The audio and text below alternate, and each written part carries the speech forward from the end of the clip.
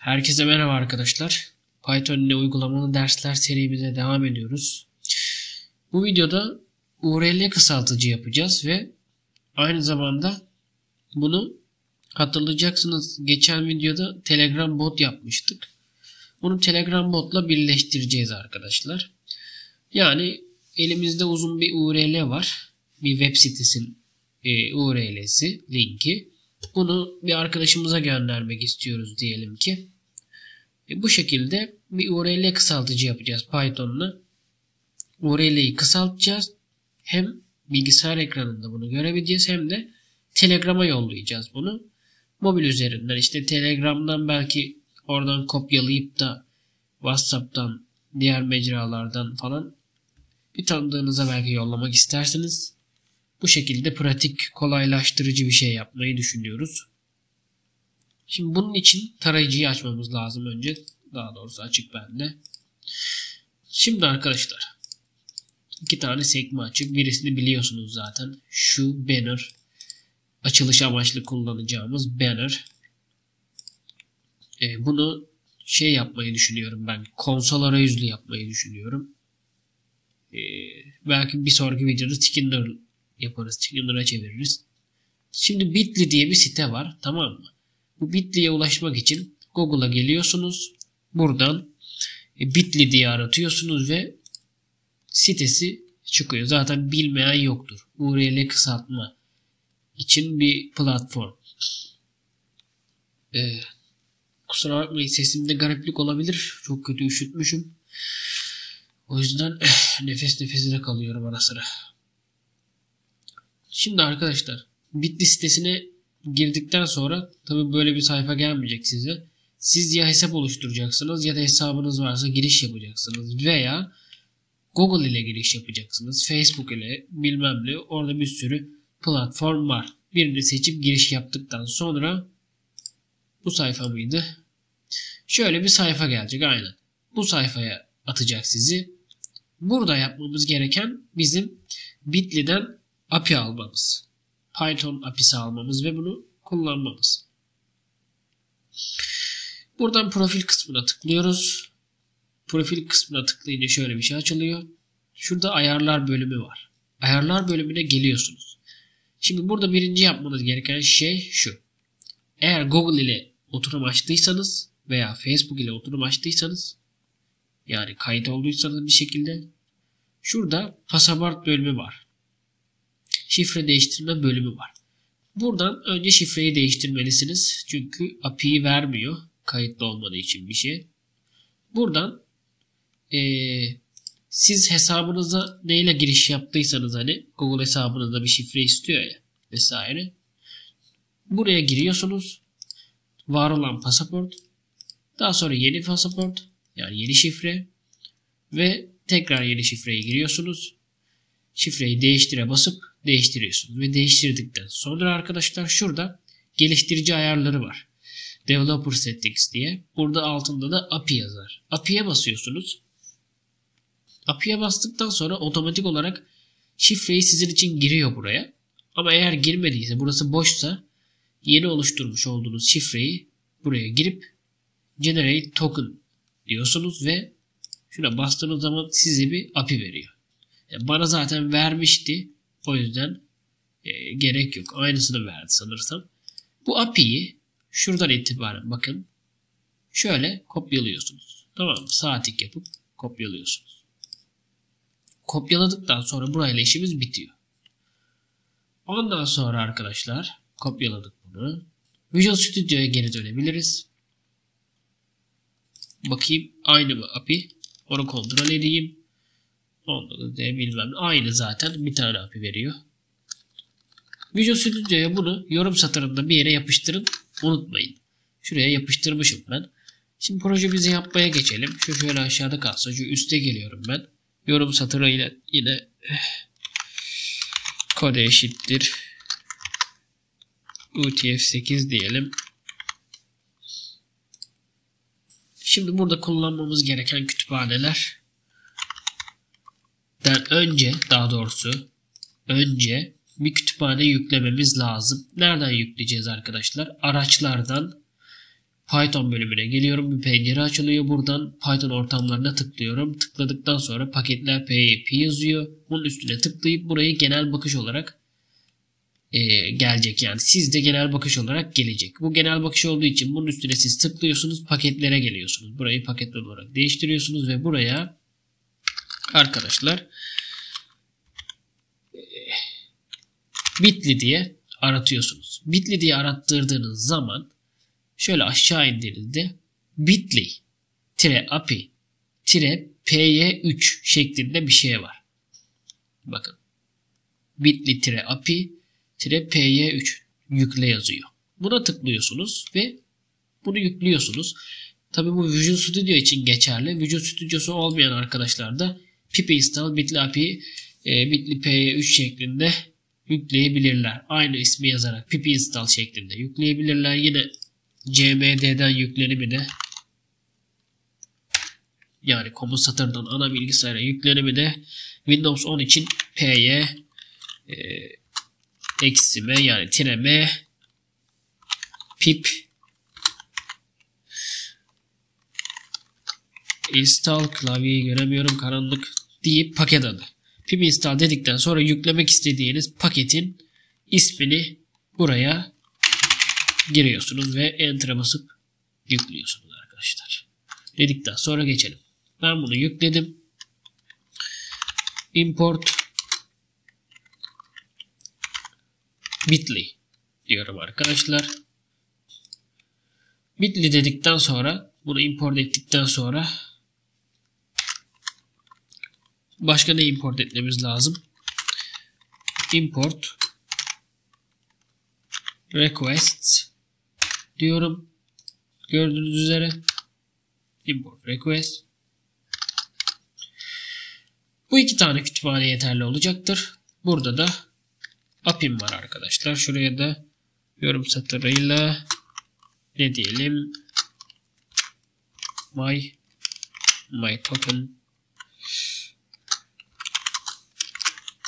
number. Bu klavyenin ışığı neden yanmıyor ya? Işığı açmam lazım, pardon.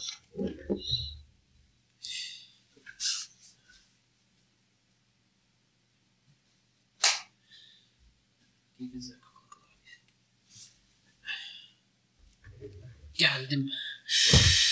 Klavyenin ışığı yanmıyor arkadaş. Ben anlamadım ki. Klavyenin ışığı neden yanmıyor? Şimdi bunu yazdıktan sonra şurada kalsın bunu. Arkadaşlar önce URL kısaltma işlemini yapalım. Sonra Telegram'a yollayalım. Çalışıp çalışmadığından emin olmamız lazım. Şimdi access token, şuraya da büyük harfle doğru düzgün gidelim. Token yazalım arkadaşlar. Burada yapıştırmış olduğum, almış olduğum token numaramı alıyorum buradan. Şurada kopyalayıp şuraya yapıştırıyorum. Bunu bir değişkene atadım yani. Daha sonra bir bağlantı oluşturacağız. Connection eşittir Bitly API nokta connection diyoruz arkadaşlar. Ne connection? Küçük harfle. Bakın buraya dikkat edin arkadaşlar. Tamam mı? Access token dedim ama yukarıdaki değişkenin adına girmedim. Bunun kendi şeyi bu. Daha sonra yukarıdaki değişkeni buna atadım. Bakın. Birisi küçük harfle başlıyor. Birisi büyük A ile başlıyor. Büyük A ile başlayan bunu atadığım şey değişken. Şuradaki değişken. Buraya dikkat edin. Bunu buraya atadıktan sonra bir aşağı iniyorum. URL diye değişken atacağım. Arkadaşlar. Buna da input diyeceğiz tabii ki de. Kullanıcıdan girdi alacağız. Buna da ne diyelim arkadaşlar? URL girin şeklinde. Şurada bir bölüm olacak. Yani bize URL girmemizi isteyecek. Biz buraya URL'yi gireceğiz arkadaşlar. Ondan sonra şimdi URL'yi kısaltacağız ya biz. Ne diyelim işte shorten URL eşittir connection nokta shorten ve şu yukarıdaki URL'i veriyorum. Yani bizden aldığımız URL'yi buraya atadım. Daha sonra aşağı geliyorum arkadaşlar. Bunu artık işlem bu kadar. Bir şey unutmadık. Umarım hata alırsak bakarız. Şimdi bunu ekrana bastıracağım. Şöyle print'in içine geliyorum. Neyi bastıracağım ekrana arkadaşlar? Bu shorten URL atadık ya, bakın shorten URL nokta get diyorum. Niye get diyorum arkadaşlar? Al diyorum yani get. Şu şekilde olacak. Parantez. Neyi al? URL'yi al diyorum. Yazdır. Diyorum arkadaşlar. Print diye, hatta şuraya virgül koyalım. Şuraya da bir tane daha tırnak açım. URL diyelim. Şöyle düzenli bir şekilde yazdırmış olalım arkadaşlar. Ve bir de bu güzel görünsün. Şurada ben banner oluşturdum. Bu siteye girip kafaya göre banner oluşturabilirsiniz. Kendiniz logo gibi bir şey yani. Konsola yüzde yapacağız ya biz bunu. Şuraya gelelim işte. Değişken atıyorum buraya. Ne diyelim? Banner eşittir. Uzun zamandır Python yazmıyordum. Özlemişim. Boşluğu alıp kaydedelim bunu. Daha sonra ilk başta neyi yazdırsın abi bize? Print banner yazdırsın arkadaşlar bize. Daha sonra aşağı geçsin. Print şöyle n diyelim. Bir satır aşağı geçsin. Bunları yapsın. Şimdi bakalım bir kontrol edelim. Kode UTF-8 olarak belirledik. Kütüphanelerimizi import ettik. Token numaramızı da aldık. Çok güzel. Logomuzu yaptık önce giriş için. Token numaramızı bir değişkene atadık. Daha sonra da burada bağlantı için işlemleri yaptık. Kullanıcıdan girdi aldık ve bunu yollayıp kısalttık. Bu kısaltılmış URL'yi alıp get ile ekrana yazdırmaya çalıştık. Umarım çalışırsa olmuştu. Başlatıyoruz. Ne diyor? Bitly no name, bitly falan filan in terminal. Abi bunu nasıl import ediyorduk? Şuradan bakacağım. Bitly diye bir şey yok abi. Pardon. Bitly alt tire API. Aynen. Bitly API olacak bu. Şimdi bakalım. Evet, çalışıyor. Şu URL'yi import ettim ya. Ne URL'si ya? Kütüphaneyi import ettim ya. Orası bitly alt tire API olacakmış. Oraya yanlış yaptım. Gördüğünüz gibi çalıştı. Şimdi geriye kalıyor URL'e girmek. Bunun için de ne girelim? YouTube URL'si bulalım. Shopee'nin bir web sitesini şey yapalım. Shopee'nin Spring Walls 1 saatlik beste.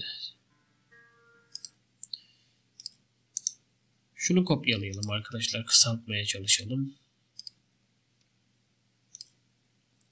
Buraya URL'yi yapıştırdım. Enter'ladım.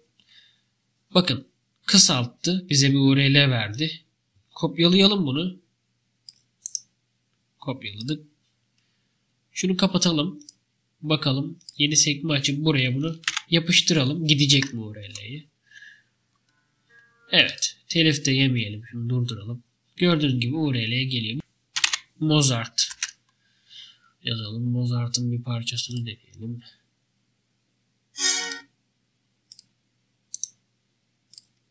Bunu da deneyelim bakalım. Bir de bunu kısaltalım.